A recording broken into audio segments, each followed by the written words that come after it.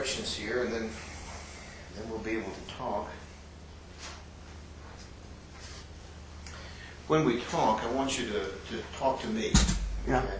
Just ignore the camera. Oh, okay. Because if you look at me, then just a little bit of adjustment. There we go. Then that's very natural. Yeah. If you look at the camera, it becomes very unnatural. I'm expecting it. Okay. Now, we need to do a few things here right at the beginning just to introduce this tape to whoever might be looking at it. Okay. Can you give me your name, please? Orville Hatley. And Mr. Hadley, when were you born? I was born at Gorham, Illinois. And what year? July the 26th, 1922. July 26, 1922, in Right. Gorham, Illinois. Yeah. Where is Gorham, Illinois? You know where Carbondale is? About 18 miles south of that, along the Mississippi. Now, isn't there a university at Carbondale? No, I didn't get to go to college. I went to high school, but I didn't get to go to college. Back then, everything we know was, well, nobody was making any money, let's put it that way. So, in order to, I went to work instead of going to college. Tell me, but there are a number of things we want to talk about. We want to talk about your war experience, training, but we'd also like to know a little bit about life beforehand. So you were born again, 1922, Mm-hmm. and the community you grew up in, was it rural or Just urban? rural. And back the population was about 1,200. And what did your father do? Was my what? What did your parents do? Well, my dad,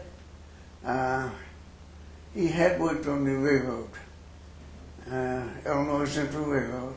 My mother, as far as I know, never did work. Tell me about your father working on the railroad. He was just working on a section hand, as a section hand. Okay. And, well, he's right at the age that he should have retired, but, which he did a couple of years later. And, outside of that, there's not much to tell about him. Okay. Now, you had did you have brothers and sisters? I had five sisters and 4 brothers. Very large family. Very large. Yeah. Okay. And where were you among these? I was next to the last one. I had one brother younger yet than I. Okay. Now, being born in 1922, of course, you grew up a good portion of your life during the Great Depression. Yeah. So, when did you become aware that? Tell me about being aware of the Depression. What made you aware of it? Well, just about everything around you back then days told you there wasn't no money in to be in, and for you to get hold of any of it. Did you do any part-time work or anything like that? At that time, I went into CC camps for a year. The CC camps? Yeah. That's civilian. So people. Civilian Conservation Corps. Now, why don't we start there? My uncle was in the Civilian Conservation Corps, by the way. Yeah. So, how old were you when you went into the 17. And what kind? Describe the camps to me. Well, I worked in a camp in Pekin, Illinois. That was a camp, and worked in a limestone quarry. In other words, breaking the rock, and they was breaking it up or smashing it up and putting it on the farms. Putting on the what? Out on the farms. They furnished all the farms around there, all the limestone that they dust that they could use for the fertilizer. That's okay. And as I recall, weren't these camps run by the United States Army? Well, they were supposed to be, but the only thing I seen in the United States Army was on Saturday morning. It was always devoted to working for the Army. I was cleaning up, going to clean the camps and stuff like that. And after then, that's Saturday afternoon, you was free. Now, how? Tell me about how you were paid and that sort of thing. $30 a month, once a month. That's $1 a day. I got 22, and my parents got. No, I take one. Beg your pardon. My parents got $22, and I got $8. Wait a minute. Right. Okay. And that would have been what year? Do you recall?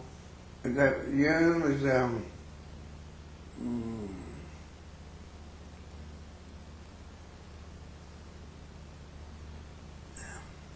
I guess about 32 or something. No, it had to be 17. Most of it got in at 16. So That'd be about 1936, 38. Okay. Yeah. Now, this was before the war. Yeah. And when you finished serving in the Well, you were only allowed to serve 1 year. Oh, okay. And did you work after that? Yes, I went to work on the Mississippi River. I worked as a deckhand there. And in fact, I worked there until I went in the Army in 42. Okay. Now, believe it or not, I grew up along the Mississippi, Yeah.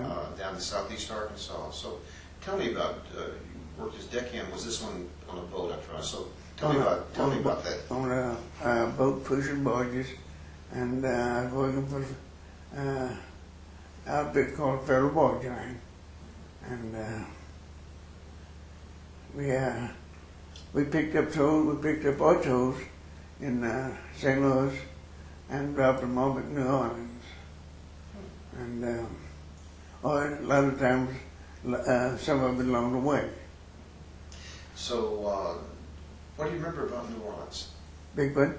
You must have been quite impressed with New Orleans, big city. Well, we didn't get in town very much. We went most of the time. They would have we'd take our barges down there, seven or eight of them, and tie them up. And then we'd they'd have a barges waiting for us to go back. Just down and back. Down and back. Okay. One of the things I've asked people about, because it's just one of those days that people remember, is Pearl Harbor Day. My father, by the way, remembers that he was at Pearl Harbor. He's a Pearl Harbor survivor. So, where were you December the 7th, 1941? I didn't tell you. I was sitting at my sister's house in St. Louis, and when they came over the radio, and everybody couldn't believe it. And then the next morning, it was on Sunday, the next morning, I went down to enlist. And I was trying to get in the Navy Air Force, Navy Air Corps, they told me I had a heart murmur. And I said, okay. So if that's the case, then I said, the draft's going to have to get me now. And it did. I went back on the river, and I worked till 1942, and I got my notice from the draft board. Okay. And that's when I first went in the Army. Now, tell me about your first day in the Army. Well, the first day in the Army was shots, and I took them all, and over a period of about, you took about 6 or 7 of them, and I took them all, and then when they lost my records, when I went down, and I had to take them all over again. So that was about the worst part I had when I first went in the Army, and that's one I remember taking those shots. Okay. Share with me, and with the people who are watching this tape, a little bit about what basic training was like. Well, I tell you, all my basic training was delayed. Because we went to Camp Carmel, Kentucky, and the day before we started processing, one of the boys broke out with chicken pox, and our whole barracks was quarantined, and so that delayed our training. So they finally put us off to ourselves, where we didn't come in contact with anybody else, and we took our basic training. We took our first, march and stuff like that. Now, in the first couple of days, was getting clothes and stuff like that. Okay. How did you happen to become part of the 12th Armored? I don't know how I got in there, because at that time he was forming the 12th Armored Division, and for Camp Carmel, Kentucky, and the quartermaster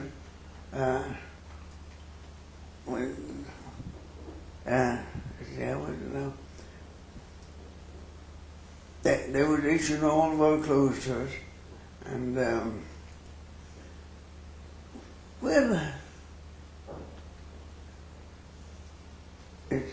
first 2 days was getting our clothes and shots and all, and being in the process, and put it that way. And then I went to the 493rd Field Artillery headquarters, and let's see, I stayed with those headquarters till I went. They asked for volunteers to go Tennessee maneuvers as umpires, and I went out on an umpire detail, and I was gone for 3 months. Tennessee maneuvers, and after it was over with, we went back to our regular unit. And when I went in, they told us to don't unpack because we're going back, because the 12th Armored Division was going back then.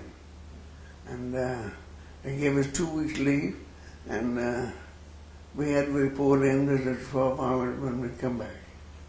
And now, was the 492nd... 493rd. 493rd, sorry. Yeah. Was the 493rd attached to the 12th Armored? Oh, it was one of them. It was the Field Artillery Battalion. And ultimately, what was your rank? Well, that's a good story too. I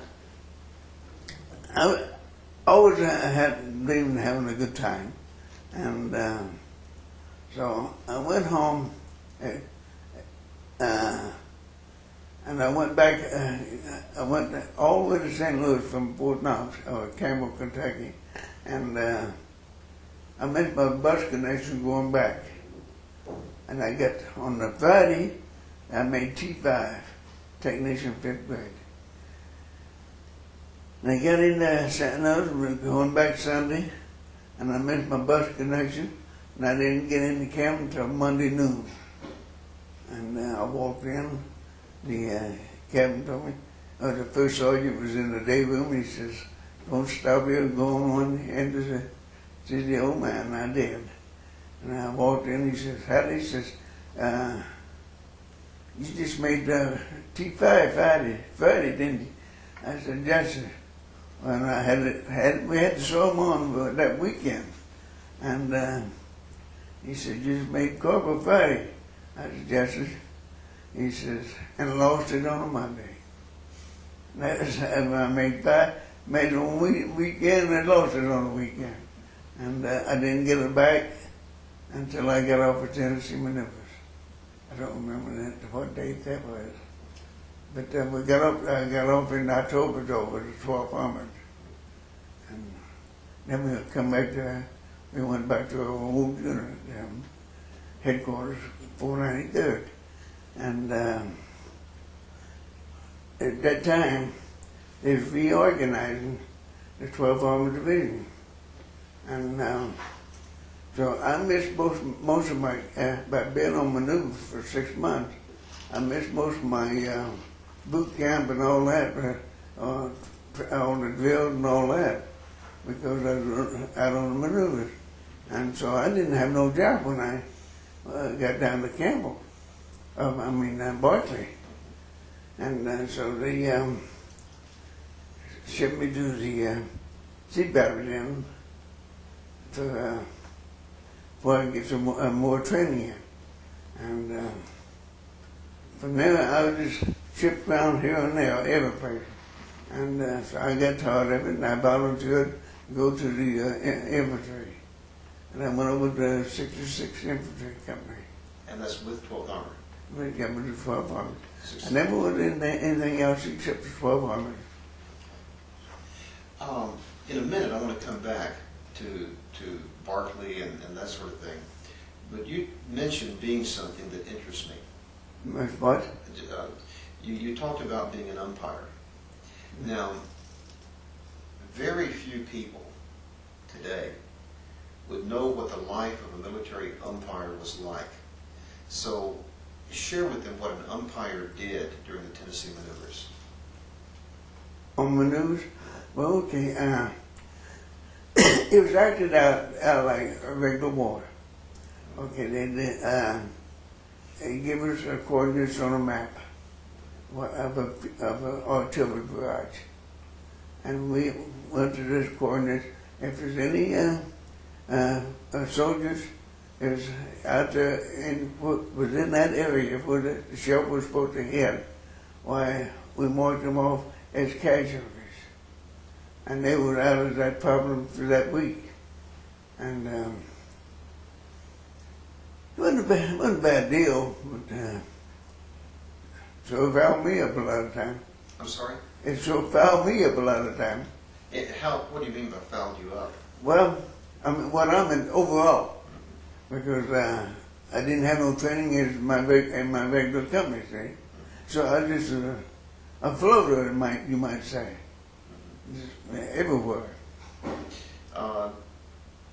When you told soldiers that they were dead, Okay. as an umpire, how did they react to you? Nothing. Most of them were glad that shit happened, and we'd put a white armband on them. That meant that they was out of action. And I was a driver, so all I had to do was follow the coordinates what they tell me to. So you actually were an aide to the officers that were in charge of this? We had a lieutenant, second lieutenant, and we had a radio operator, and then we had a sergeant that he's the one who wrote out all the casualty lists and turned it down. Okay. Were you married at this time? Yes. Okay. I had one boy, a son. Okay, well let's go back a little bit then. When did you first get married? I get married, let's see.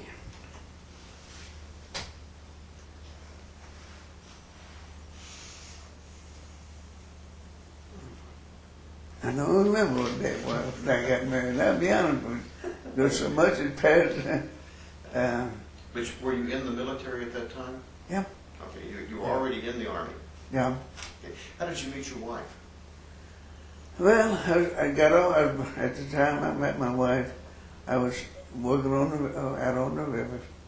And this guy was, when we got a chance to be in town, we'd go get a few beers and then we'd go to the roller rink or something like that. And I met my wife at the roller rink.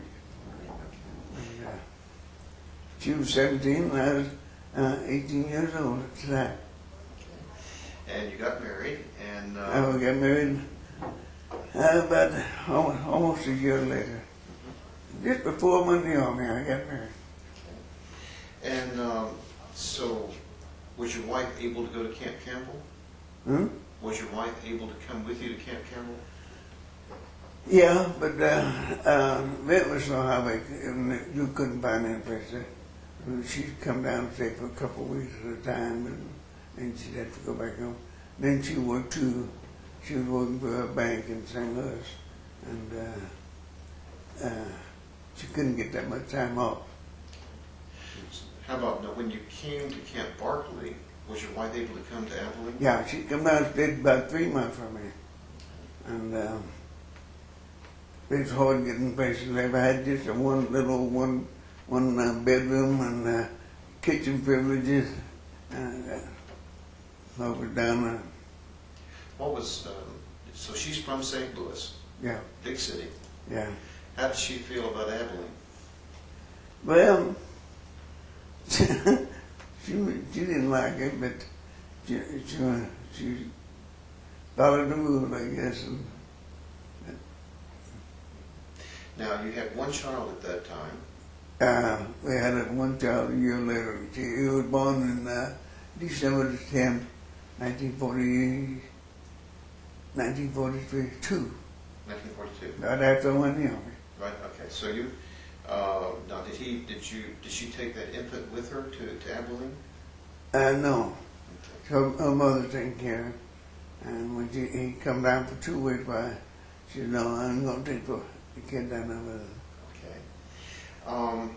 Tell me a little bit about your training with the 66th Infantry. You volunteered for them, Yeah.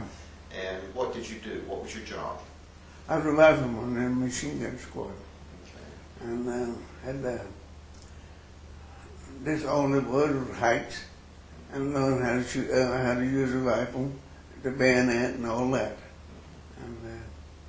And then I had to do it the hard way because everybody, you know, supported advancing me, and they were trying to get me ready to get the not combat infantry, but expert infantry badge. I missed it because I hadn't had enough training. And then after I got overseas, well, I got my combat infantry badge. What? Tell me a little bit. As soldiers here in Abilene, what did you all do for recreation? Well, we had most of us would go to PX, or we'd come in down in the swimming pools here, and on Sunday morning, I don't know what the place is yet. Now, I was asking something about some of the others. We used to come in and get waffles every Sunday morning, and I still can't remember what the name of the place was. But that was every Sunday morning at the fair. What is your strongest memory of your months here in Abilene?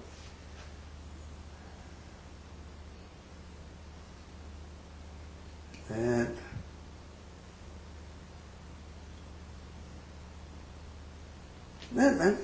I have nothing against Abilene. I always liked Abilene. Okay. How was the weather? It was cold. I've had here one camp that I couldn't put on enough clothes to keep warm. Because, Now, you finished your training here when? I finished it, let's see, we went overseas in October, and I finished up in about August, somewhere along in there. Okay. Now, you know, I haven't, I've ridden a few trains. I've ridden a few trains in China, very crowded. Yeah. Tell me about the train ride from here to, I think you went to New Jersey, is that right? Yeah. Okay. Tell me about the train ride from Abilene to New Jersey. What was it like? Oh, that was, I can't tell you too much about it because it's just, all I can say is just a long, grueling trip because at that time, remember, the train's all you use coal. And you get up in the morning, you take a bath. By noon, you're just as black as you was before because there's all that soot coming in the windows on us. And we stopped in a place in New York. I don't remember the name, but we stopped there and a few of the boys was from there, Elmira. Yeah. And they stopped, they had their people they knew the train he was on somewhere, and they met the train. He couldn't get off, but then he could stand at the door or the window and talk to him. And then we went into Camp Shanks, New York. And would you share with us a little bit about Camp Shanks? What was that like? Mostly shots and getting new equipment. And we got a pass into New York City. And most of them went in loaded up on beer. So that's about all I can tell you about that. Now, at that point, shortly after that, you of course went to England, and you were on board a troop transport. We went overseas on the Empress of Australia, British. It went before it had been a luxury liner, and they changed it over for troops. And our company commander, he volunteered our company to pull ship details over to England to get us on a B deck above the water, And we slept in the hallways. And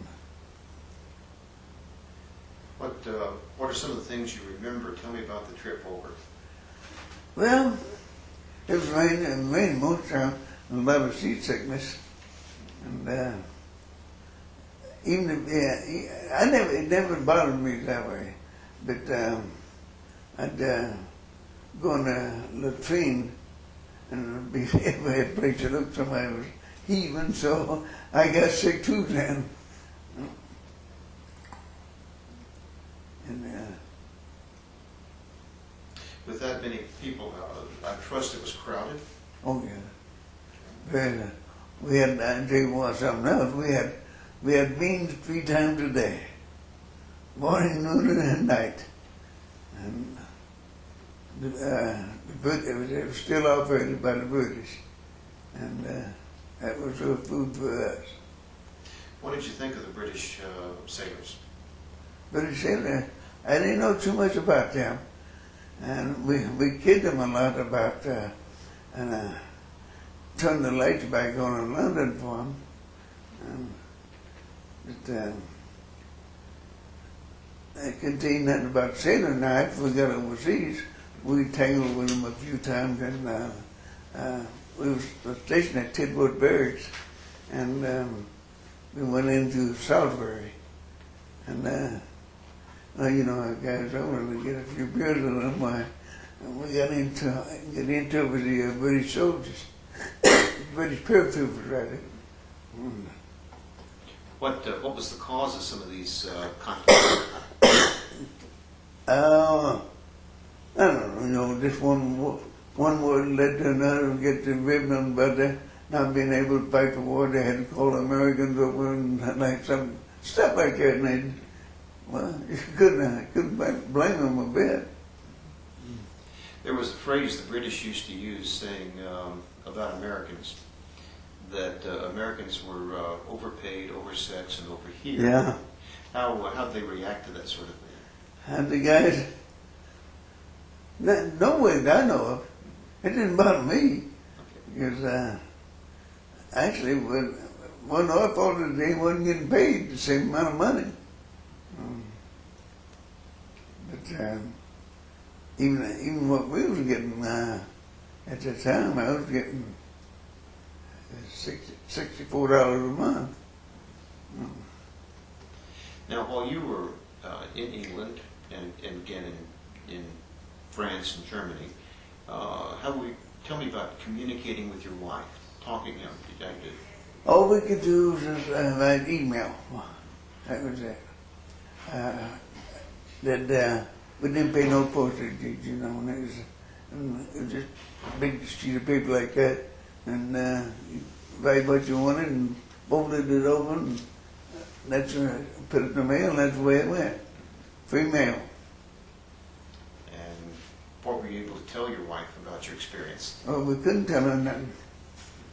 We couldn't tell her no information at all. And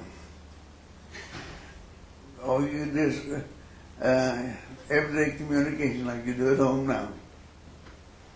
Okay. And she was able to write you. Oh, yeah, she's, well, but at the first, no, because we were moving around so much. She wrote the letters, but we didn't get them. Let's put it that way. Okay. And how long was it between the time that you landed in England and then you went across the sea into France?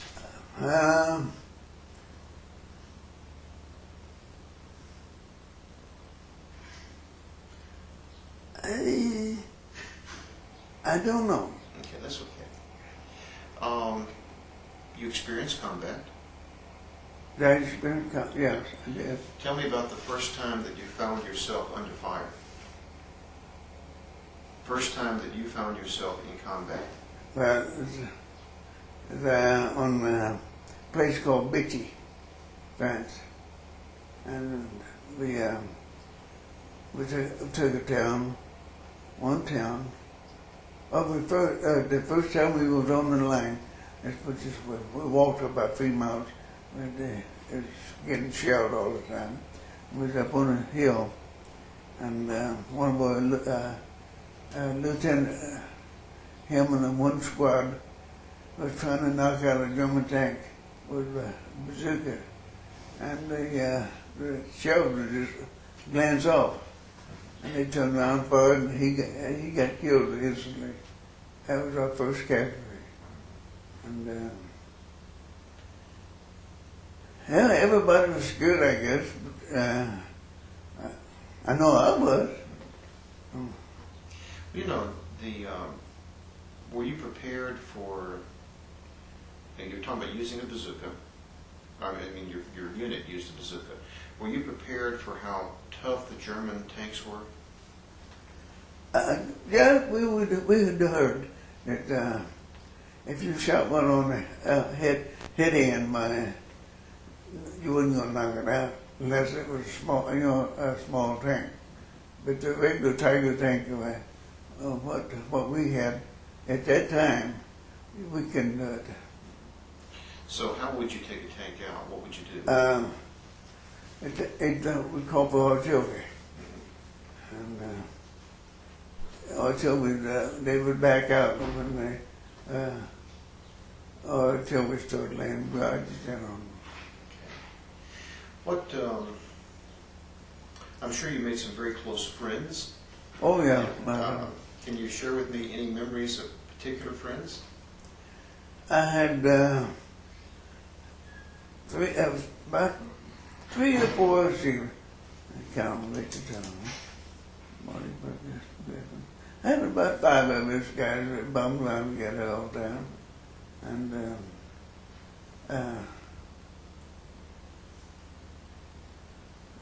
just regular buddies, you go when you want me, Now, being in infantry, I assume that you dug a lot of foxholes. Oh, yeah. For people who have no idea what a foxhole is, tell me about digging a foxhole in Europe. Well, we dug a lot of foxholes in most of the hedgerows. And we dig down about 4 or 5 foot. If it's 2 of you, you dug one big enough for both of you. And then you try to put something over top of it. At that time it was raining. And otherwise you'd be, first thing you know, you stand in water up to your knees. And when we hit the lines, we all had 4 buckle overshoes on. And you can imagine trying to walk in mud up to your knees. And then let's see, the overshoes would come off, and first thing you know, you just got so tired of reaching down trying to get them out of the mud, and you just reach down and get one in each arm and carry them like this. And we finally got the combat boots in. And I went all the way through. until the 27th of April before I ever got a scratch. I thought I had my feet froze at, on Christmas Day in 1944. And where were you on Christmas Day, 44? It was a place called Santa and all we was doing is laying up on a hill, watching the Germans down below there, encamped down below. They had fire and tent and everything else. All we was doing laying up there watching them on top of the hill. And heck, they come out there, they stand way behind us like that, and then we was laying up there in the snow just about that deep. And Were you treated for frostbite? Or? yeah, I spent Christmas Day 1944, 44 in the hospital. And then I went back to the company, and I couldn't get walk around very good because it was still very tender. So when they went up again, well, they put me driving the Jeep with the first sergeant, and Did you drive the Jeep the rest of the war? on and off, yes. Because we had a tank a Jeep that was shared with somebody else. See. So when the first sergeant had to have it, why, we'd get it.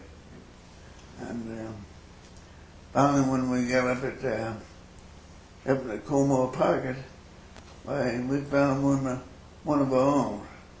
It was sitting out in the field, nobody using it. So we latched on to it. We liberated, as you call it. What liberated the Jeep? That's good. Okay, I like that.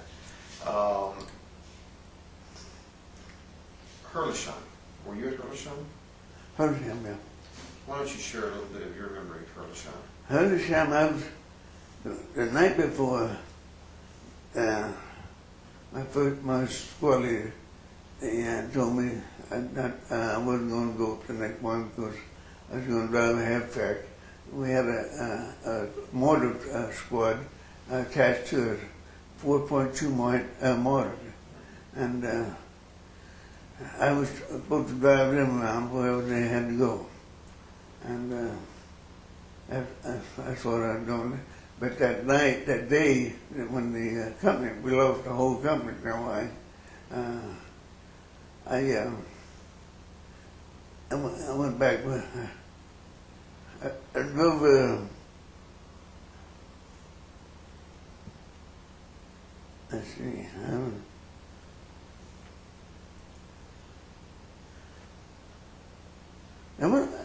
don't. At that point, I'm forgetting part of it because. That's okay. Yeah, that's all right. Let's see. Now, Colmar Pocket, was that your last combat? Colmar, no. Okay.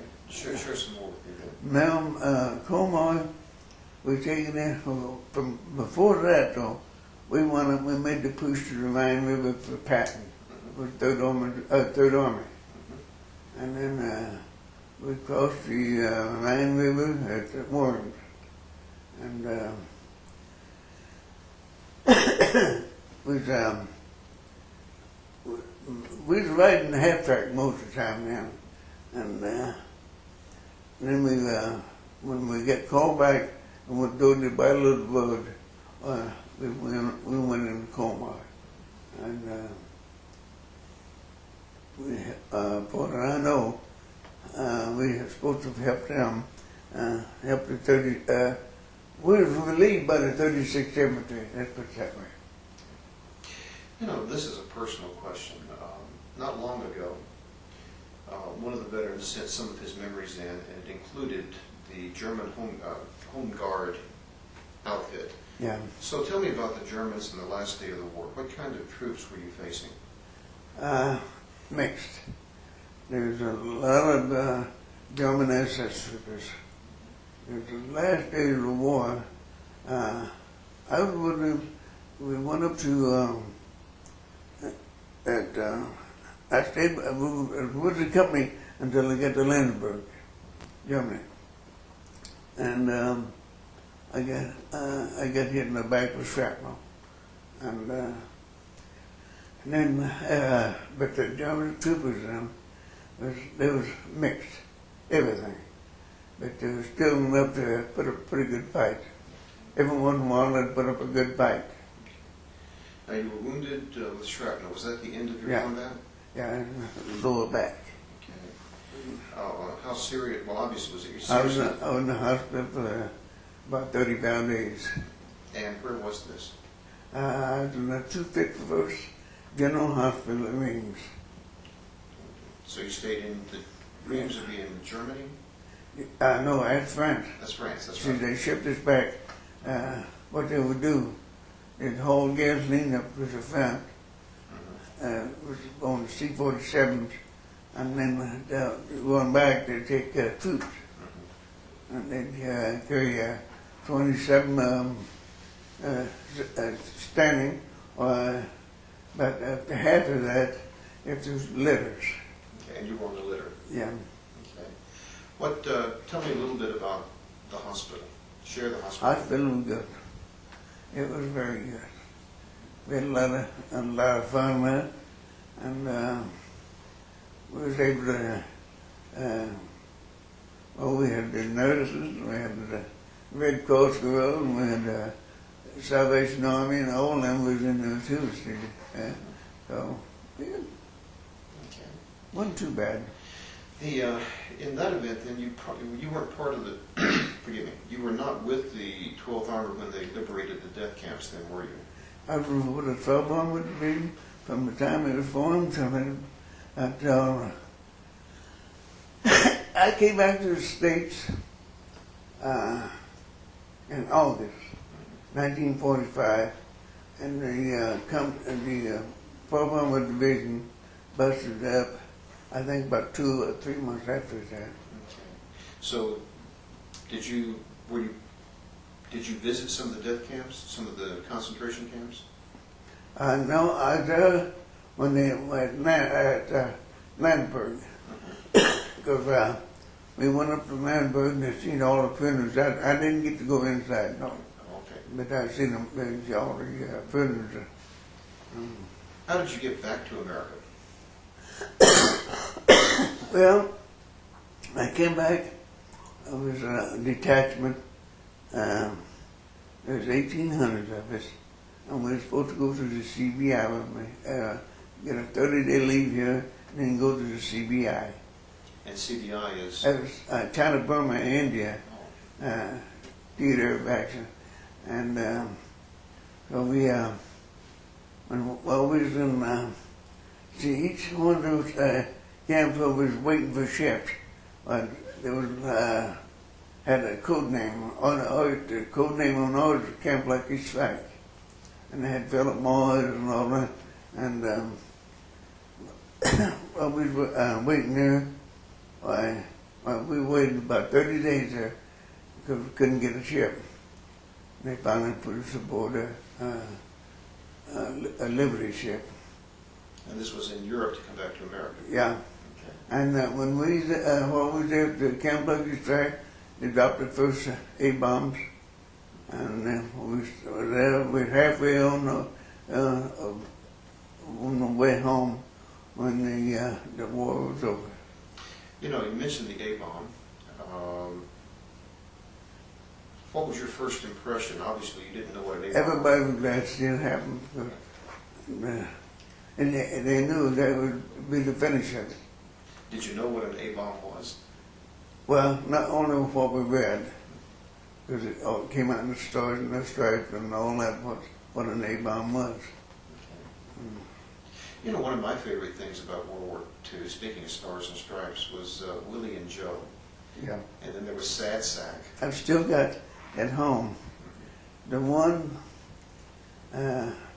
where they was laying up in a foxhole and they got a little bitty limb sticking up to the ground, and its nose looked like it's about 3 or 4 inches deep, and they got this little limb sticking up to the one bulb on the top of it. and they was standing on the foxhole with his rifle. He's on guard duty.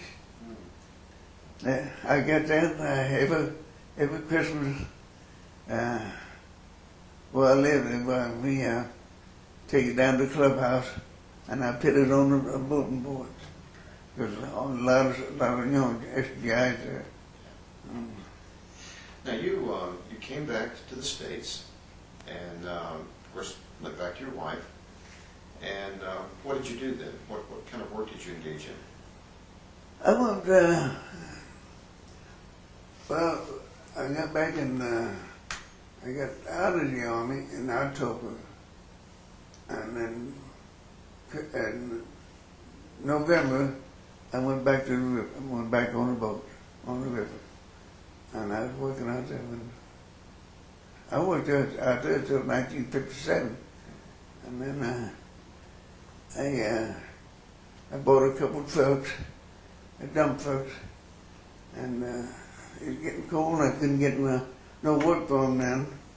So I went out to California on vacation, and I went into the San Diego Gas and Electric, and they gave me a job, and I worked there for 27 years. And how many children did you have? Two boys. You got one boy here with me now, and the other one lives in St. Louis. Well, it sounds like you had a fascinating experience. Share with me what you'd like to share that I haven't asked about. What have I not asked you about that you would like to share with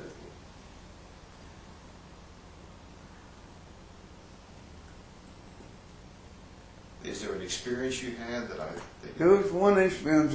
I was driving a Jeep over there, and we were taking the sounders up in Germany, and we had a pretty good sized fight that morning, and when we pulled into a bunch of houses, well, there was a German soldier laying there on the street, and he was, wounded real bad. So first sergeant had us to laid him up on the hood of our Jeep, and there was a German hospital about 3 miles back, and we took him back there, and we under a white flag, and when they cut all, the Germans put fire on everything while we was back there, until we got on back to our own company, and then all hell busted us again. But they did respect us doing that. Because you were caring for one of theirs. Yeah. That's a beautiful story. Yeah. I was scared, I tell you that. How long were you behind German lines? Oh, I'd say about 45 minutes, because we had to take him in, take him off there. We pulled up, they had German guards standing up beside it, one on each side of the door when we pulled up under the white flag. And there's I don't know what rank he held. He come down, and the sergeant I was with, Sergeant Wayland Britt, and they took him up together upstairs in the building, and I sat there and waited till they come back in. The Germans were walking all around there, and I didn't make a move. I just sat there, and I couldn't speak German, so I might as well keep my mouth shut, which I did. But just like out here now, on Camp Barkley, they're trying to remember where the 12th Armored Division was at out there. I told Doctor what I know about. Outside the post gate out there used to be a restaurant and a clothing store. Right there, it was a good sized building. In between the restaurant and the clothing department, there are 2 swinging doors. And at nighttime, us guys would go out there, to get sandwiches. and they'd be lined up for a couple hundred guys out there to get sandwiches. And I was always the smallest one in the company, and we go into the clothing department, go up to the swinging doors and give me a list, no money, and they'd pick me up and set me over the doors. And I'd go get the sandwiches and bring them back to them, and then let me up and bring me back over the doors. And thank you. I have had a delightful time. You have been, it's been a thrill. And I want to thank you for sharing your experiences with me, for putting on the tape, and people that I don't know and you don't know will appreciate this. Let's put it this way. It's an experience that I wouldn't want to go through. I would take nothing for it, but I wouldn't want to go through it again. Understood. Let me say one thing. I forgot to say this the first tape. This is an interview with Orville Hatley, May 19, 1999. The interviewer is Fred Bailey, who is the chairman of the history department at Abilene Christian University. Now, I said that just for the official part of the tape. Now, let me say it from my heart. Thank you very much. That was great. Okay. Wait a second. I'll unplug you. Yeah, you just. Okay. Now, let me make sure I've got this here. And I'm going to readjust this slightly. Now.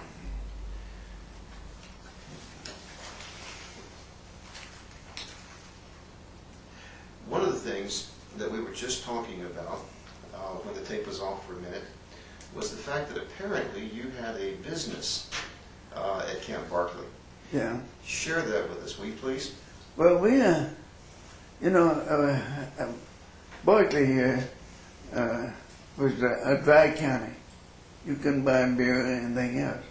Well, we used to go in, we had somebody going in on weekend to San Antonio, and they'd bring back bottles for all of us. Well, we'd sell them for, let's see, it was $10 a pint, or $12 if you were, they had wait till payday.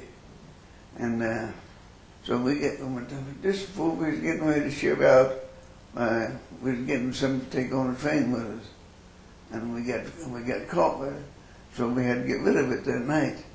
And I guess you know there was a bunch of fucking guys laying around in the latrine that night. And but we made a little bit of change that way anyway. Well, that was part of Army life. And I promise you one thing, I won't get you in trouble for telling that story. Okay? Huh? I will not get you in trouble for telling that story. What, who was going down to San Angelo? No, I won't say that, but it was a cook. So the cook was the one that was going down there. He was going down, he had a car down there, see, and he'd go down, he'd pick up all of my, we'd take orders beforehand, and then he'd go down, we'd go down, pick it up, and bring it back here, and he'd sell it. Great. Thank you. Thank you for sharing that story. I do appreciate that. That's the kind of stuff people would love to know about. Yeah, that's, well, you're afraid somebody's gonna... Nobody's going to do anything to you. No, I guess you could, at the end, I bet you could find about many a pint bottle laying out there. I bet we could too. Well, thanks again. I appreciate that. Now, That's okay. okay.